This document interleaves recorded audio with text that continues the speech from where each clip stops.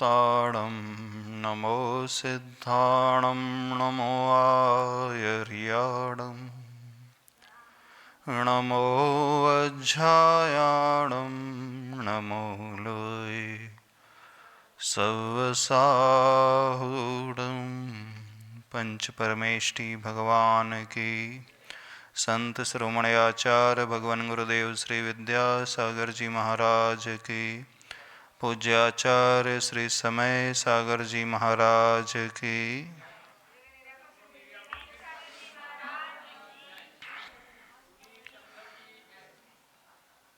आज का यूथ युवा वर्ग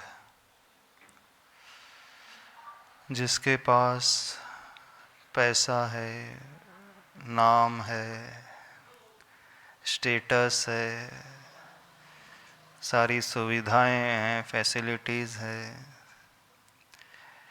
कोई कमी नहीं है, गाँव में नहीं, मेट्रोज़ में, बड़े बड़े शहरों में जो रह रहा है, वो अंदर से इतना ही खोखला क्यों नज़र आ रहा है? बाहर से पूरा भरा हुआ है और अंदर से पूरा खाली क्यों है?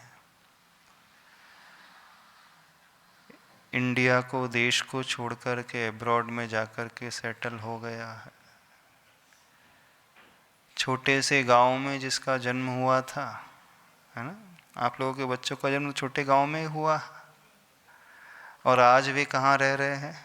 बोस्टन जैसे शहरों में, कैलिफोर्निया जैसे शहरों में। प्रोग्रेस तो गजब की है। जिन गांवों में जन्म हुआ, जहाँ इलेक्ट्रिसिटी नहीं थी, टेलीफोन की फैसिलिटी नहीं थी, हॉस्पिटल्स, कॉलेजेस अच्छे नहीं थे, रोड नहीं थे, ट्रांसपोर्टेशन सिस्टम नहीं था, कुछ भी सुविधाएं नहीं थी, और न ही इतना वैभव, धन आदि था। वहाँ से निकल कर के वे बच्चे ऐसे शहरों में जाकर के सेटल हो रहे हैं जहाँ कोई कमी नहीं। पहले कमियों के सिवा कुछ नहीं था, अब सब कुछ उनके पास है, लेकिन सब कुछ होते हुए भी वो इतना स्ट्रेसफुल, एंजाइटी में, टेंशन में, डिप्रेशन में क्यों रह रहा है? क्या आखिर कारण है?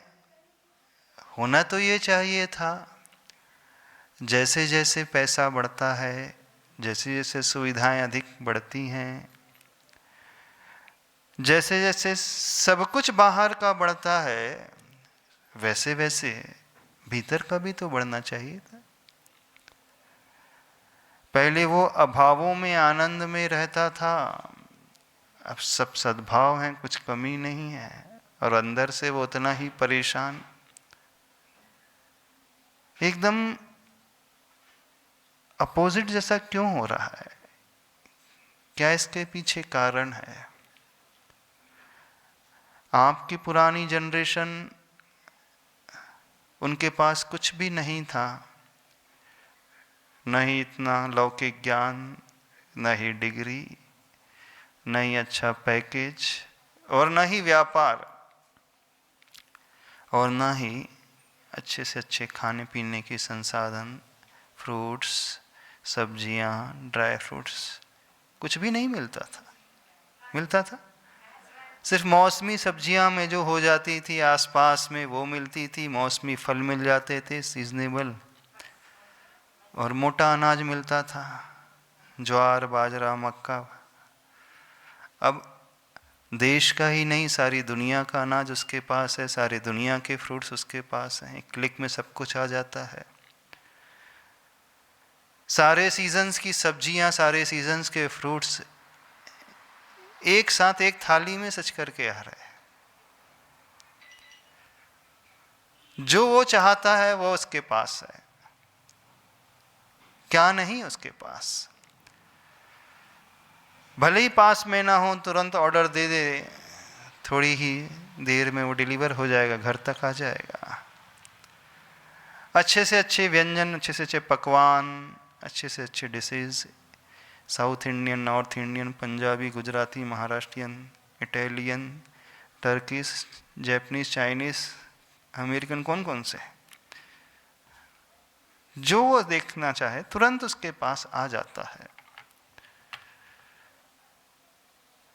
लेकिन सब कुछ आने के पश्चात भी होना तो यह चाहिए था, अंदर उसके भीतर और आनंद बढ़ना चाहिए था, लेकिन वो अंदर से उतना ही टूटा हुआ नजर आ रहा है, खाली नजर आ रहा है। कौन से ऐसे कारण हैं, उन कारणों को समझना बहुत आवश्यक है।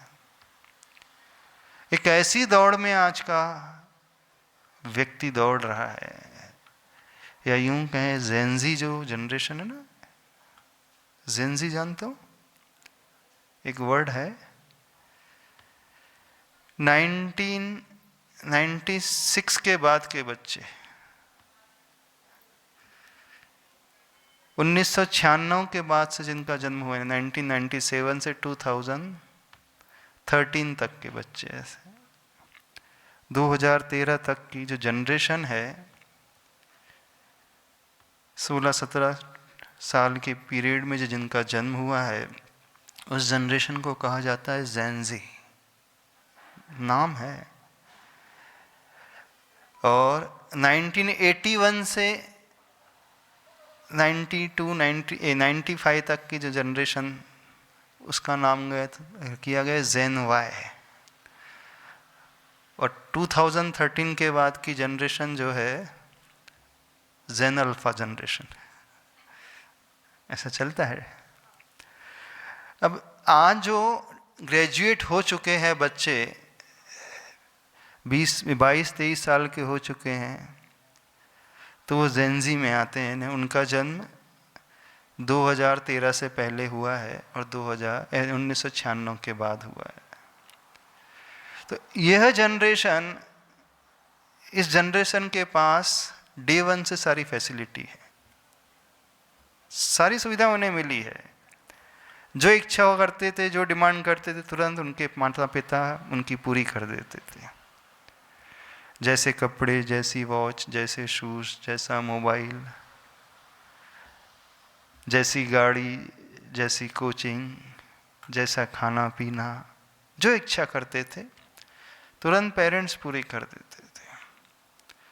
तो वो जनरेशन अपने मुख में चांदी की चम्मच लेकर के पैदा हुई, कि सोने की चम्मच, सोने की चम्मच लेकर के पैदा हुई। और उससे पूर्व वाली जनरेशन स्टील वाली लेकर के पैदा हुई,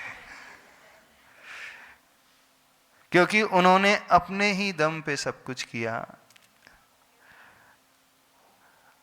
उससे पूर्व सुविधा भी नहीं थी, पैसा भी नहीं था, शहरों में रहते भी नहीं थे, छोटी जगह रहते थे, अथवा जो बड़ी जगह रहते भी थे तो भी वहाँ पर कोई इंटरनेट की फैसिलिटीज़ नहीं होती थी। 1990 के पास पहले ऐसा कुछ भी नहीं होता था। तो उस जनरेशन ने जो भी अर्जित किया, स्वयं के खून पसीने को बहा करके अर्जित किया। उन्हें कुछ मिला नहीं अधिक, जीरो से जिन्होंने स्टार्ट किया और बहुत ऊंचाइयों को छुआ, जिन्होंने स्वयं पसीना बहाया और सब कुछ पाया। तो जो स्वयं पसीना बहा कर के पाता है तो उसकी कद्र करना भी जानता है, और जिसे बैठे बिठाए सब मिल जाता है वह कद्र नहीं कर पाता है। ऐसा ही इन बच्चों के साथ हुआ है। इस जेनजी का पेशेंस लेवल बहुत कम है, इस जनरेशन का धैर्य उनमें है नहीं, टॉलरेंस लेवल भी बिल्कुल है नहीं, सहनशीलता है नहीं, और बहुत ज़्यादा ईगो को लेकर के चलने वाले हैं। यहाँ तक कि अपने माता पिता की बात भी उन्हें हर्ट कर जाती है। पेरेंट्स कुछ कह दे तो वो बात भी उन्हें हर्ट कर जाती है। पता नहीं वो माता पिता ना होकर के कौन है, यह विचार उनके मन में आने लगता है, क्योंकि वो जनरेशन ये मानती है हमारे पास जितना नॉलेज है, हमारी जितनी पढ़ाई है, जितनी दुनिया हमने देखी है, इतनी कम उम्र में हम इतना कमा रहे हैं, इतना अच्छा पैकेज हमारा है। हमारे पिता को तो कितनी मेहनत करनी पड़ी थी, तब कहीं जाकर के उन्होंने इतना एकत्रित किया, और हमको डे वन से इतना मिल रहा है। तो वो बच्चे अपने आप को एक्स्ट्रा स्मार्ट समझते हैं, एक्स्ट्रा टैलेंटेड समझते हैं, और ये मानते हैं कि हम सब कुछ जानते हैं और हम दुनिया में कुछ भी कर सकते हैं, और जो हम कर रहे हैं वो ही सही है।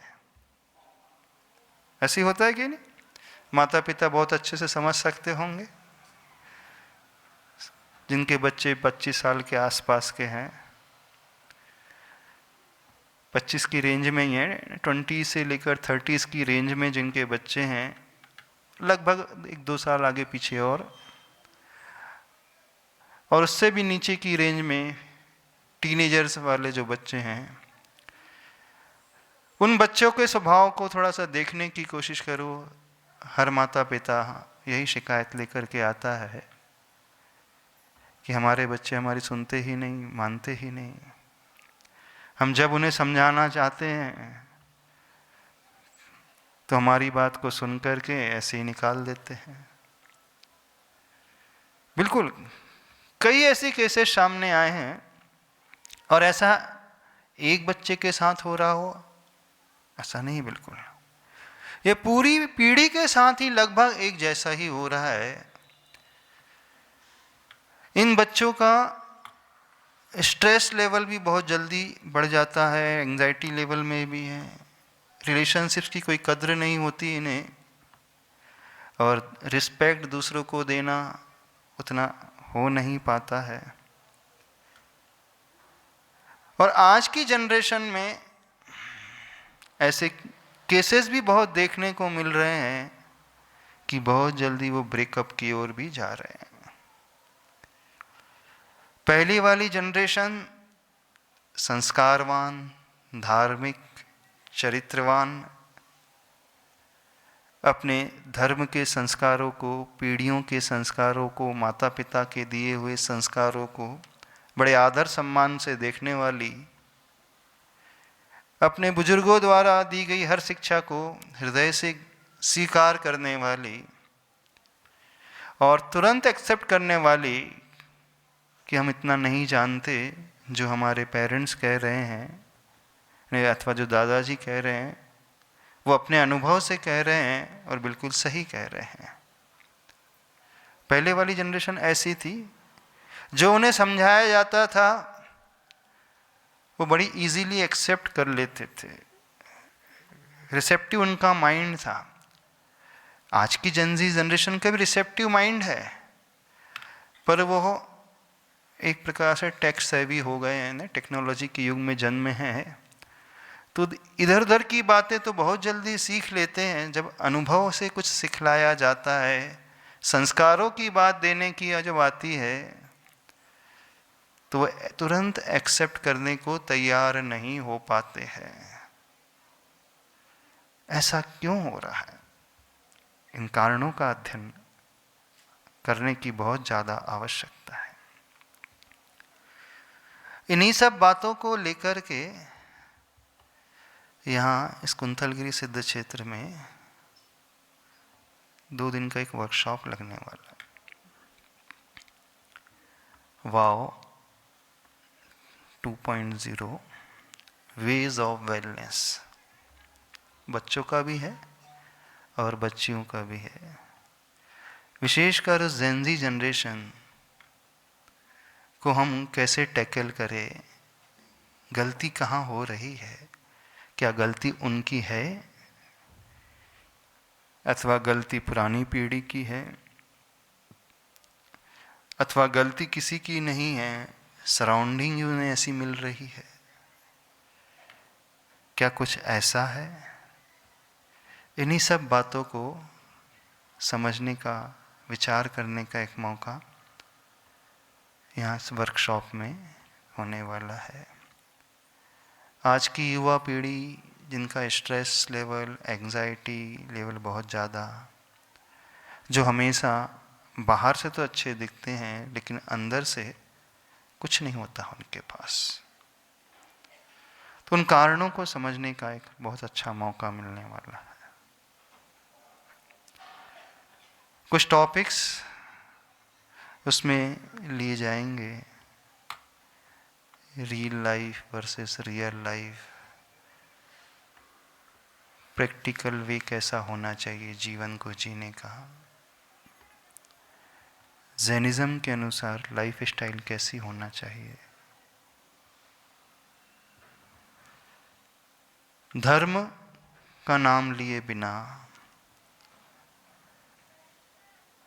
जहाँ स्टैंडर्ड की बात नहीं, correct standard, correct living standard की बात।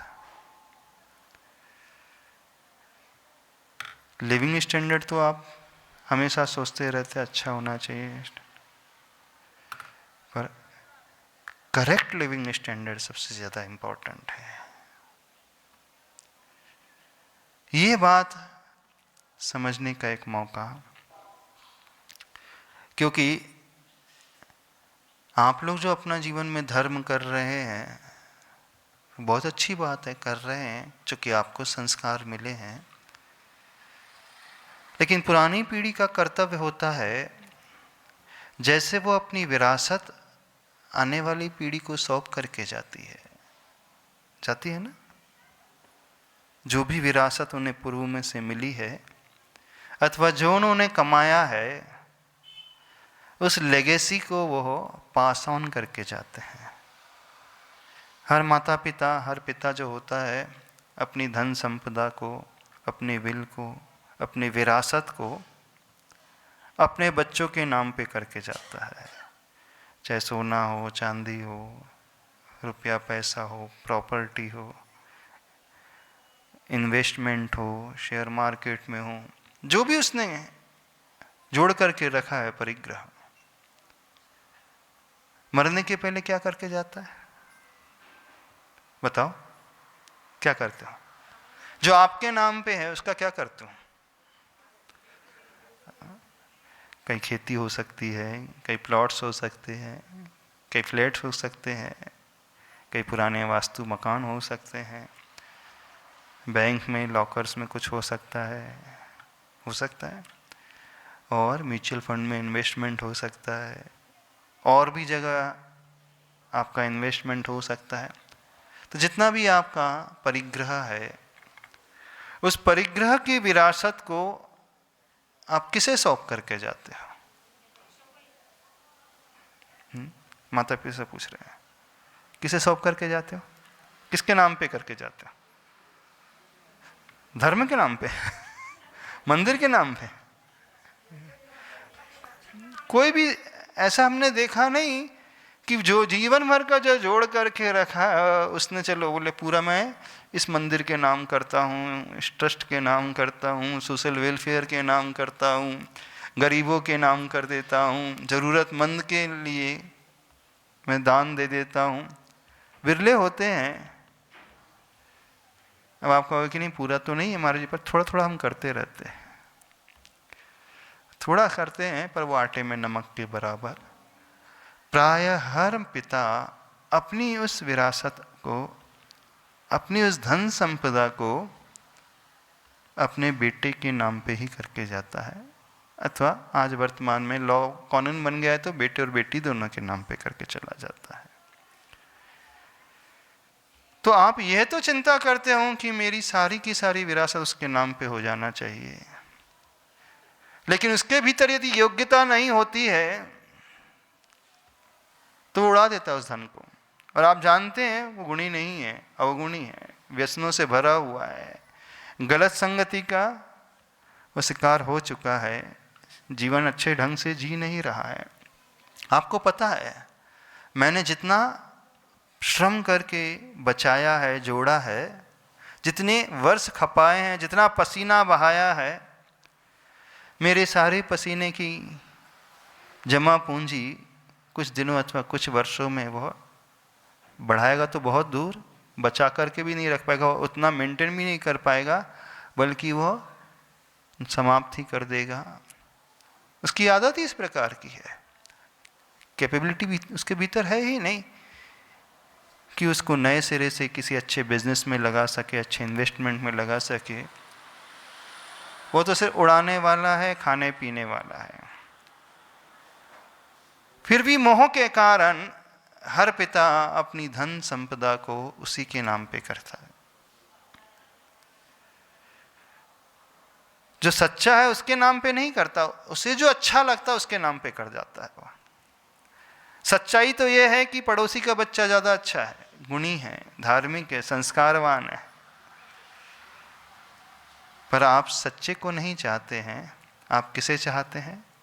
अपने मोह के कारण जो आपको अच्छा लगता है उसे चाहते हैं।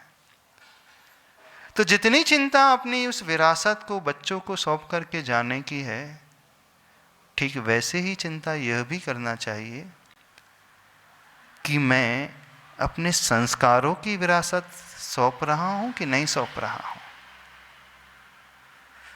जो सही पिता होता है वो पहले संस्कारों की विरासत को सौंपने के लिए कदम बढ़ाने वाला हो जाता है। वो इतना समझदार है, यदि मैंने उसे संस्कारों की विरासत सौंप दी तो वो उसे कई वर्षों तक आगे ही नहीं ले जाएगा, अपितु और बढ़ा देगा उसमें। बिल्कुल उसका वो ग्राफ बढ़ता ही रहेगा। पर ऐसे पिता, ऐसी माता बहुत विरले होते हैं जो इस लेगेसी की चिंता करते हैं। और जो सही धार्मिक होता है वो अपने भीतर यह भाव लाता है। धार्मिक से अर्थ हम बिल्कुल ये नहीं कह रहे कि जो मात्र मंदिर में ही जाकर के पूजन, अभिषेक, व्रत, उपवास, विधान आदि कर रहा है। हम उस धार्मिक की बात कर रहे हैं जिस धर्म को उसने अपने जीवन में, व्यवहार में, आचरण में उतारा है, जो व्यवहार कुशल है, जो सबको साथ लेकर के चलने वाला है, जो अपनी कषायों को मंद रख सकता है, जो अपने जीवन में परिस्थितियों में सामंजस्य आसानी से बैठा सकता है। सभी को समझ करके, सबके स्वभाव को समझ करके वो इस टॉलरेंस लेवल को लेकर के जीता है और हर परिस्थिति में वो बैलेंसनेस अपने भीतर लेकर के आ जाता है। उस धर्म की हम बात कर रहे हैं, उस विरासत की हम बात कर रहे हैं। तो आप आंतरिक विरासत को, आंतरिक उस लेगेसी को आने वाली उस जनरेशन को सौंप कर जाने का विचार अपने भीतर लेकर के आए, तब वो वास्तविकता मानी जाएगी, सही माना जाएगा। तो मूल बात पे हम आ रहे हैं। आज खोखला व्यक्ति क्यों नजर आ रहा है? सिर्फ उसने उन संस्कारों को अपने जीवन में अंगीकार नहीं किया। उसकी दौड़ सिर्फ बाहरी संसाधन की सुविधाओं की ओर, इंद्रियों के विषयों की ओर रही है। बहिर्मुखी दृष्टि जिसकी रहती है वो सिर्फ वस्तुओं को जोड़ने की कोशिश करता है, सुविधाओं को जोड़ने की कोशिश करता है और ये मान लेता है जितनी सुविधा, जितना धन बढ़ेगा, जितनी प्रॉपर्टी बढ़ेगी, मैं उतना ही सुखी होता चला जाऊंगा। वो एक बहुत बड़े भ्रम में जीता है। तो उस भ्रम को तोड़ने का उपाय सुख बाहर कहीं नहीं होता है, सुख वस्तुओं में नहीं होता है। वो आनंद की लहर हमारे अपने भीतर से उत्पन्न होती है और सुख की प्राप्ति वहाँ होती है, आनंद की प्राप्ति वहाँ होती है जहाँ हमारे मन की आकुलताएं मिटने लगती हैं, घटने लगती हैं। सुख उधर मिलता है जहां व्यक्ति अपनी इच्छाओं को जीतना शुरू कर जाता है। वस्तुओं के एकत्रित होने से वो सुखी अपने आप को नहीं मानता है। वो हर परिस्थिति में ही सुख ढूंढने की कोशिश करता है। आज सबसे बड़ी भूल इस जेनजी में हो रही है कि वो अपने भीतर ना देख करके बहिर्मुखी दृष्टि लेकर के जी रहे हैं और सराउंडिंग उन्हें बिल्कुल वैसी ही मिली है। हर व्यक्ति ऐसा ही भाग रहा है, हर व्यक्ति यही कार्य कर रहा है। उन्हें देख करके उसके भीतर वो तुलना का भाव, कंपैरिजन का भाव उत्पन्न हो जाता है और फिर वह उस कंपैरिजन की भावना के कारण अपने स्वभाव को भूल करके, रियल लाइफ को भूल करके रियल लाइफ में ही अपनी जिंदगी को अच्छा बनाने की कोशिश करने वाला हो जाता है। सोशल मीडिया के ज़माने में वो ओरिजिनलिटी से बहुत दूर रहता है। वह दिखाने की कोशिश करता है जो अंदर से वो वैसा है नहीं, है ना। जब भी आप कोई रील बना करके पोस्ट करते हो, कितनी ड्यूरेशन रहती रील की? 30 सेकेंड्स, 1 मिनट ज़्यादा से ज़्यादा, इतनी रहती है ना। एक रील कितनी देर की रहती है विपिन? एक रील कितनी? 30 सेकेंड, 30 और 40-60 सेकेंड्स। अब 30 सेकेंड्स की रील देख करके आप ये धारणा बना लेते हो जिसकी रील दिख रही है क्या गजब का व्यक्ति है। तो 30 सेकेंड्स में आप वही दिखाने की कोशिश करते हो जहाँ दुनिया आपको पसंद करे। एग्जाम्पल, जब आपकी फ़ोटो खिंचती है अथवा किसी स्टूडियो में आप जाते हो, कैमरामैन क्या कहता है? Smile please. तो वो स्माइल फेस सिर्फ फ़ोटो में ही रहता है ना। यानी फ़ोटो खिंचाने में आपके चेहरे में स्माइल आ जाती है, आपके चेहरे पर मेकअप आ जाता है, उस प्रकार की ड्रेसअप हो जाती है, उस प्रकार का श्रृंगार हो जाता है। आप अपनी ओरिजिनलिटी छिपा लेते हो क्योंकि फ़ोटो में हर व्यक्ति कुछ और ही दिखाता है, जो जैसा होता वैसा नहीं दिखाता। फ़ोटो में कैसे दिखाता है? अच्छा, फ़ोटो कैसे आती है? उसके जो कलर, उसकी बॉडी का कलर एकदम फेयर हो जाता है, आ जाता है ना। ओरिजिनल में वो होता नहीं इतना गोरा, पर फ़ोटो में दिखता है बहुत गोरा है, रंग बहुत गोरा है, बाल उसके व्यवस्थित हैं, वास्तव में होते नहीं, एकदम जेल लगा करके, कंघी करके। चेहरे की मुस्कुराहट, जबकि दिन भर वो मुंह लटका करके ही बैठा रहता है एकदम निरा। तो आप जिसकी फ़ोटो देख करके प्रभावित हो जाते हो और क्या मान लेते हो कि ये तो कितना खुश है, कितना सुंदर है, कितना अच्छा है, और उस फोटो को देख करके फिर एक इम्प्रेशन अपने भीतर क्रिएट करने लगते, मुझे भी ऐसा ही बनना है ना। तो आज की जो जिंदगी है जी जा रही है, आज की जनरेशन, वह सिर्फ दिखावे की जिंदगी को जी रहा है। जैसे वो किसी रील को देख करके प्रभावित हो जाता है और यह मान लेता है कि वास्तविक जीवन उसका बिल्कुल वैसा ही है, पर रियलिटी में होता कुछ और ही है। रियलिटी तो वैसी नहीं होती ना। तो उसकी रियल लाइफ से पूरी 180 डिग्री चेंज रहती है। एक नॉर्थ है तो दूसरा साउथ पोल है, पूरा 180 डिग्री अपोजिट। तो इस कल्चर के कारण, इस दिखावे के कारण बस, और इस तुलनात्मक दृष्टि के कारण उसके भीतर एक भाव पैदा होने लगता है कि मुझे भी ये चाहिए, वैसा चाहिए, ऐसा चाहिए। उस जैसी ज्वेलरी को देखकर, उस जैसे फेस को देखकर, मेकअप को देखकर, ड्रेस को देखकर, गाड़ी को देखकर, हाँ मेरे भी जीवन का लक्ष्य वही हो गया है। अब उसने अपनी भूमिका के अनुसार, अपनी चाहत के अनुसार नहीं अपना गोल बनाया, दूसरों को देख कर के अपने जीवन का गोल निर्धारित कर लिया।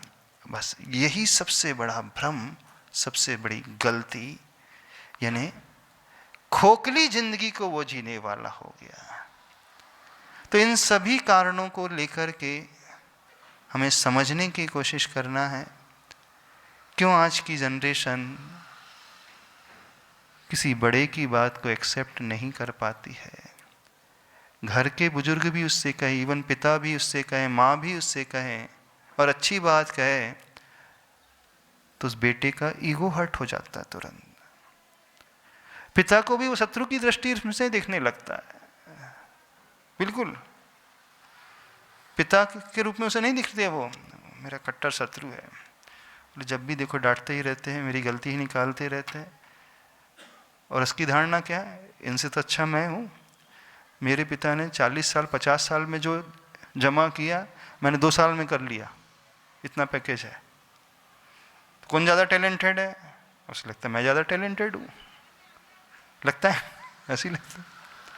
तो पिता को तो वो ऐसी दिमाग से निकाल देता है, उसकी दृष्टि में वो कुछ है ही नहीं।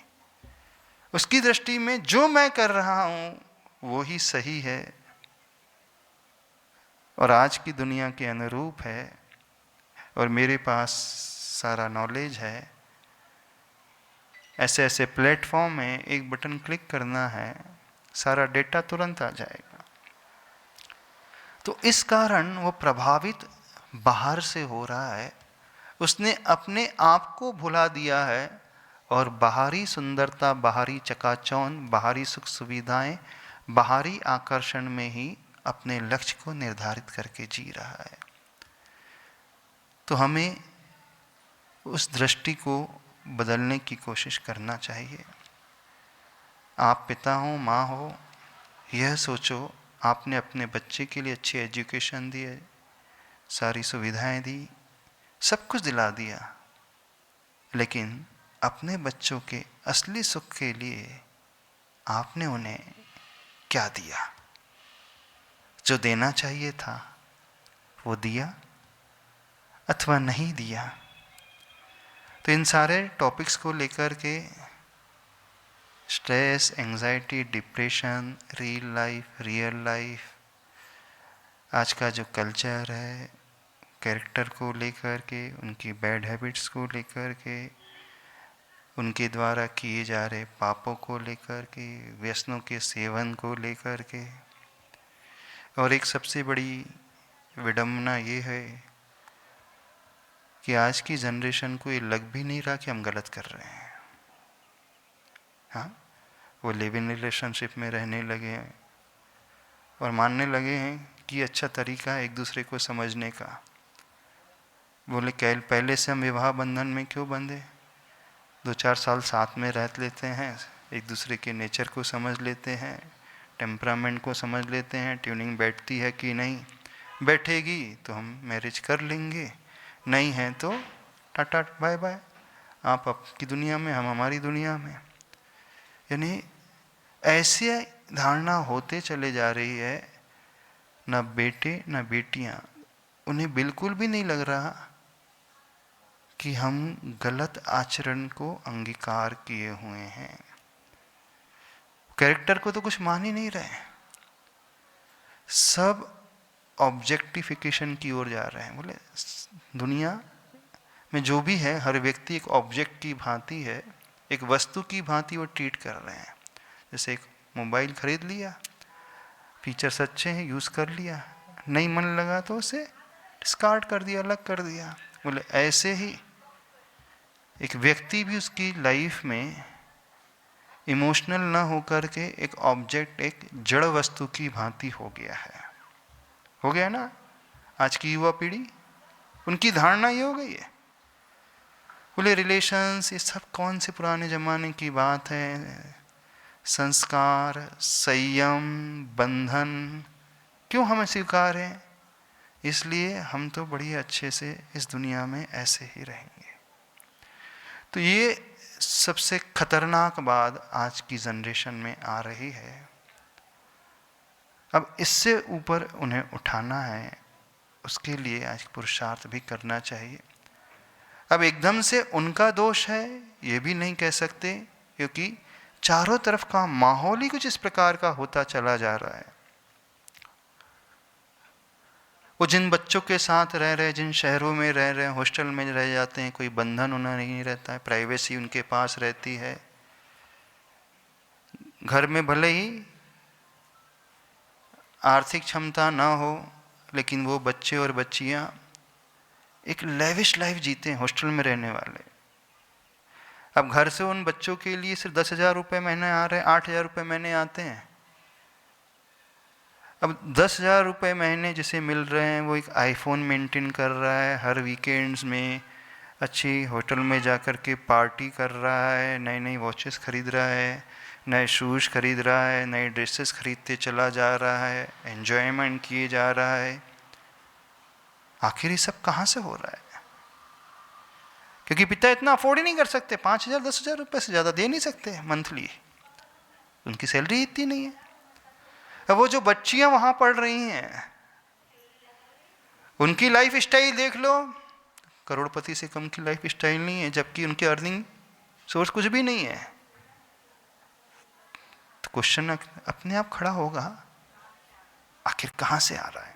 तो आप लोग चिंतन करें, कहां से आ रहा है?